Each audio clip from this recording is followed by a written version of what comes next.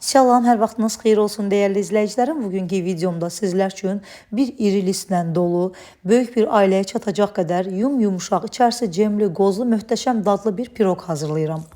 Piroqumuzun xəmirini yoğururuq əvvəlcə. Xəmir üçün 1 stəkan yarım, yəni 300 ml ilıq süd götürürük.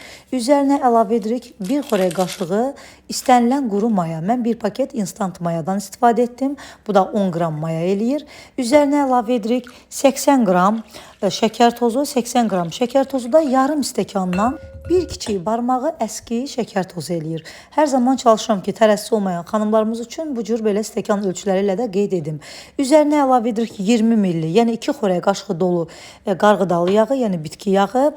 Üzərinə yarım çay qaşığı duz əlavə edirik, 2 ədəd ağlı sarılı yumurta, 1 paketdə şəkərli vanil əlavə edib bunların hamısını çırpıcı vasitəsilə yaxşı-yaxşı qarışdırırıq. Açıqlama bölümündə də ərzaqların miqdarını həm stəkan ölçüsü ilə, həm qramla hamısını qeyd edəcəm, oradan da baxarsınız. Bunları qarışdırdıqdan sonra hissə-hissə artıq unumuzu əlavə edərək başlayırıq yumuşaq bir xəmir yoğurmağa. Əvvəlcə xəmir bir qədər duru olduğu üçün biraz qaşıqla qarışdırıram. Xəmirimiz qatlaşdıqda artıq xəmirimizi əllə yoğuracam. Ümumilikdə bu xəmir üçün mən 620 qram undan istifadə etdim. 620 qram unda tərəzisi olmayan xanımlarımızın nəzərinə çatdırım ki, videolarımda, reseptlərimdə hər zaman istifadə etdiyim 200 ml stəkan ölçüsü ilə deməli 5 stəkandan bir baş barmağı əskik un eləyir. Unu da gördüyünüz kimi mən bir dəfəlik əlavə etmirəm. Hər zaman hissə-hissə çalışıram əlavə edim. Çünki onların növlərindən asılı olaraq dəyişiklik göstərə bilər. 2-3 xörək qaşığı artıq əski istifadə oluna bilər. Bizə lazımdır ki, bu piroqumuzun xəmiri yumuşaq bir xəmir olsun. Ona görə hissə-hissə əlavə etdim xəmirimi. Gördüyünüz kimi baxın xəmiri yoğurdum. Ən sonda isə ev temperaturunda tam yumuşalmış 50 qram kərə yağı götürürük. 50 qram kərə yağını da biz əlavə edirik gördüyünüz kimi xəmirimizin üzərinə. Mütləq yenə də qeyd edirəm. Yağ çalışın ki, ev temperaturunda tam yumuşalmış yağ olsun. Soyuq yağ və ya donmuş yağ olmasın. Yumuşaq öncədən ev temperaturunda qalıb yumuşalmış yağ olmalıdır. Yağı 50 qram kərə yağımızı əlavə edirik xəmirin içərisinə. Yenə də xəmirimizi yaxşı-yaxşı başlayırıq yoğurmağa. Yağı əlavə edib yoğurarkən baxacaqsınız ki, xəmir biraz parçalanmış kimi olur, amma buna baxmayaraq xəmiri yoğura-yoğura baxacaqsınız ki, artıq xəmir toparlanır. Beləcə yağımızı tam xəmirə yedirdirik, xəmiri qəşəng yoğururuq. Gördüyünüz kimi xəmirimiz toparlandı. Üzərini örtüb tez gəlməyi üçün, tez mayalanması üçün qalın büküb xəmirimizi bu cür mayalanmasını gözləyirik. Xəmirimiz gördüyünüz kimi 3 qatına qədər çoxalır, artır, mayalanır və xəmiri götürürük. Çox gözəl bir xəmir olur. Xəmirin əvvəlcə maya qoxusunun gəlməmək üçün biraz havasını alırıq. Daha sonra isə xəmirdən bir kiçik kündə kəsirəm və digər xəmirimi də yenə də kündələyirəm. Gördüyünüz bu kiçik kündə piroqun üzəri üçün olacaq, digər kündə isə alt kündə olacaq. Xəmirlərin alt hissəsinə də bir qədər un səpirik və üzərini salfanla örtüb bir ardasa 20 dəqiqə gözləyirik ki, xəmir biraz da mayalansın, kündəsini alsın ki, yayarkən xəmir yığılmasın, rahatlıqla yaymaq olsun. Və gördüyünüz kimi xəmir qəşəng şişdi, mayasını aldı. Digər kiçik xəmirin yenə üzərini salfanla örtüb bir kənarda gözlədirəm və bu alt kündəni, iri kündəni isə başlayıram artıq yaymağa.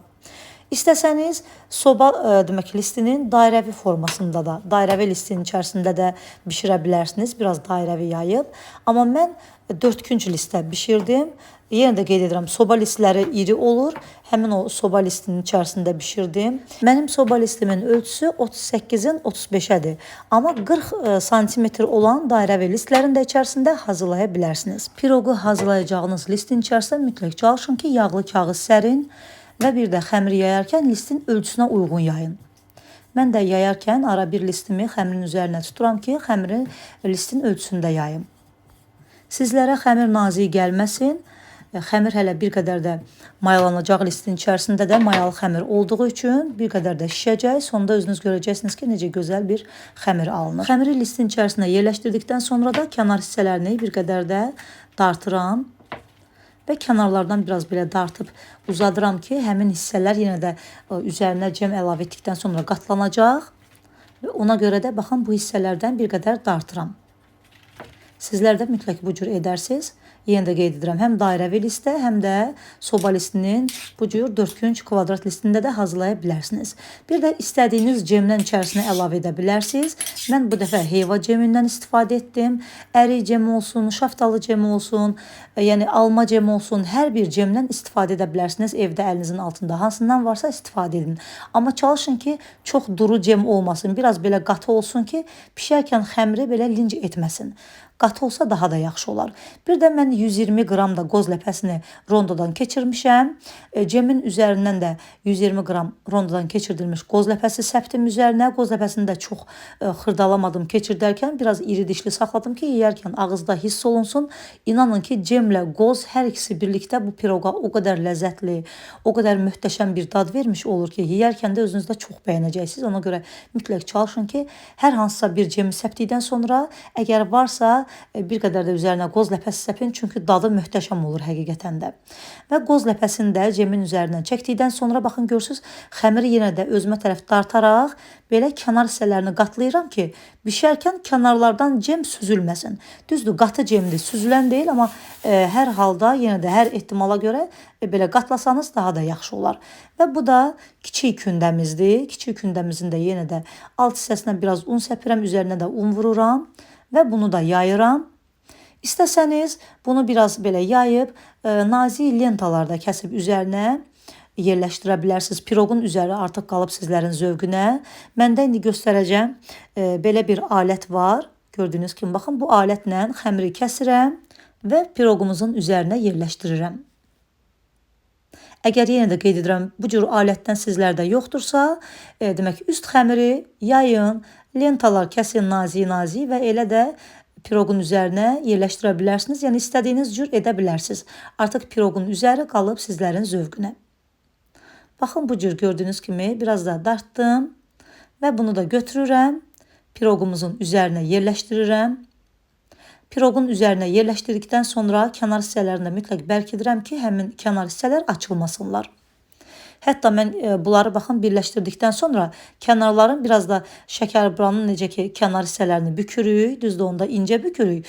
Bunu biraz qalın-qalın birləşdirdim ki, bişərkən həmin bu üst xəmir açılmasın. Baxın belə görürsüz, şəkərbranın kənarları kimi bu hissələrini bir qədər bükdüm. Sizlər də bu cür edə bilərsiniz. Dəyərli izləyicilərim, kim hardan videomu izləyərsə, videomuzu izləyərkən saniyənizi ayırıb yuxarıda gördüyünüz bəyən düyməsinə toxunaraq videolarımızı bəyənməyi unutmayın. Əgər kanalımı bəyənirsinizsə, yaxınlarınızla da paylaşın. Bir də ki, hər birinizdən çox xahiş edirəm ki, kiçik kanalım olan Kəmalə Kərimli Vlog kanalıma da abunə olun. Orada da çox gözəl videolar paylaşacağım sizlər üçün. Həmin kanalımda da dəstəyinizi gözləyirəm. Və budur, gördüyünüz kimi piroqumuzun kənar hissələrində bükdüm. Çox gözəl, iri ölçüdə bir piroq alındı. Piroqumuzun üzərini salafanla örtüb, hardasa bir 25-30 dəqiqə mütləq gözlədin. Çünki mayalı xəmir olduğu üçün, xəmir bir qədər də kündəsini alsa, mayalansa, bişərkən də qəşəng yumuşaq alınacaq. Və burada bir ədəd yumurtanın sarısına bir xörək qaşığı bitki yağı əlavə etdim. Və bunu da piroqumuzun üzərinə çəkirəm. Sobamı da artıq öncədən yandırmışam. Mənim sobamda mən konveksiya rejimində şirniyyatlarımın çoxunu bişirirəm. Çünki mənim sobamın konveksiya rejimi daha da gözəl bişirir. Ona görə çox şirniyyatlarımı demək olar ki, həmin o konveksiya, yəni ventilyasiya rejimində bişirirəm. 170 dərəcədə bişirdim konveksiya rejimində. Tam 35 dəqiqə müddətində mənim piroqum bişib hazır oldu. Konveksiyasız isə 180, 190, hətta 200 dərəcədə belə bişirə bilərsiniz. Çünki sobalar fərqli olur. Mən sobamın ən alt gözündə bişirdim. Üzəri altı xına kimi qıpqırmızı qızarınca bişirib götürdüm. Qeyd etdiyim kimi 35 dəqiqə müddətində bişib hazır oldu. Sobadan çıxan kimi mütləq üzərinə bir çay dəsmalı örtürsüz. Bir 5-6 dəqiqə həmin o çay dəsmalı demək piroqun üzərində qaldıqda piroqun üzəri də qəşəng yumuşaq olur. Daha sonra isə üzərindən dəsmalı götürürük və tam soymasını gözləyirik.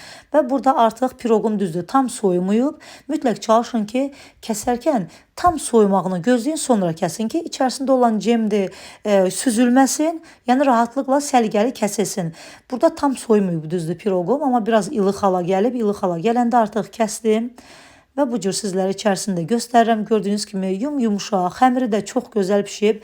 Yenə də qeyd edirəm, inanın ki, bu cemlə qoz ləpəsi bir-birinə qarışıb piroqa o qədər dadlı, o qədər ləzzətli bir tam verib ki, çox dadlıdır həddindən artıq. Səhərə qalanda da bu piroq çox yumuşaq qalır. Bir də çox bərəkətli bir piroqdur. Böyük bir ailəniz varsa bişirin, inanın ki, hamıya çatacaq. Bərəkətli, dadlı, ləzzətli, yumuşaq, möhtəşəm bir piroq alınır. Həm kvadrat formada doğraya bilərsiniz, həm paxlava formasında doğraya bilərsiniz. Doğramaq da artıq qalıb sizlərin zövqünə. Əgər ailəniz azdırsa, piroq çoxdursa, onda bir qismini salafanlara yığıb buzluqda da dondura bilərsiniz. İstədiyiniz zaman çıxardın, donu açılsın və nuş edin. Göz haqqınızı halal edin. Videonu izləyib, bəyənən, hər zaman mənə şərhlərdə xoş sözlər yazan hər kəsə, hər bir izləyicimə ayrı-ayrılıqda öz təşəkkürümü bildirirəm. Allah sizlərə var eləsin. Yeni videolarda görüşmək ümidi ilə. Salamat qalın.